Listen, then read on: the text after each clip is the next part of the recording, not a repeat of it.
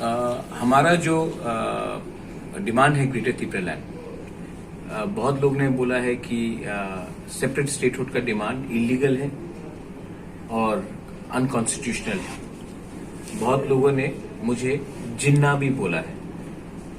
तो मैं सबको बोलना चाहता हूं कि हमारा जो डिमांड है ग्रेटर त्रिपुरा लैंड वो इंडिया के कॉन्स्टिट्यूशन के अंदर है।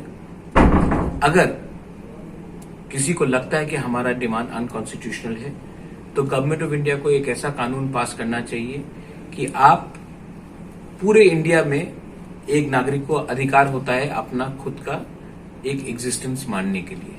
और अगर गवर्नमेंट ऑफ इंडिया को लगता है कि हमारा डिमांड इलीगल है तो वो कानून पास करे और उसमें लिखा जाए कि कोई भी इंडिया में, कोई भी नागरिक इंडिया में सेपरेट स्टेट मांग सकता है सिवाय त्रिपुरा को।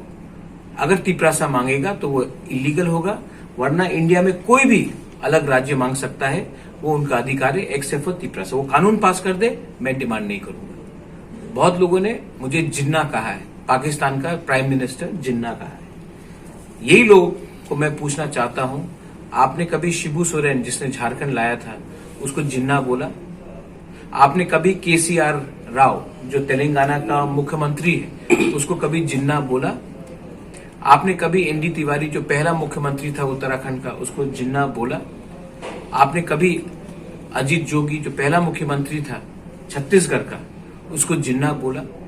नहीं। लेकिन जब एक त्रिपुरा डिमांड करता है तो आप उनको पाकिस्तानी के संग कंपेयर करते हो, आप उनको एंटी नेशनल बनाकर कंपेयर करते हो। आपका जो थिंकिंग है वो गलत है, हमारा पोजीशन गलत नहीं है।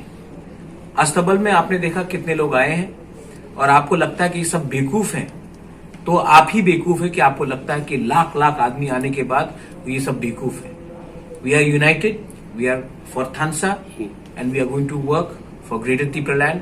And I am again telling the government of India, हमको कॉन्स्टिट्यूशन ऑफ इंडिया के अंदर ग्रेटर त्रिपुरा लैंड का सोल्यूशन चाहिए।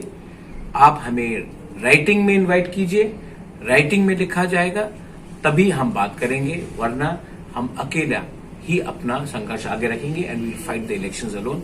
If you don't want to give us relief, we are ready to sacrifice and to fight for existence.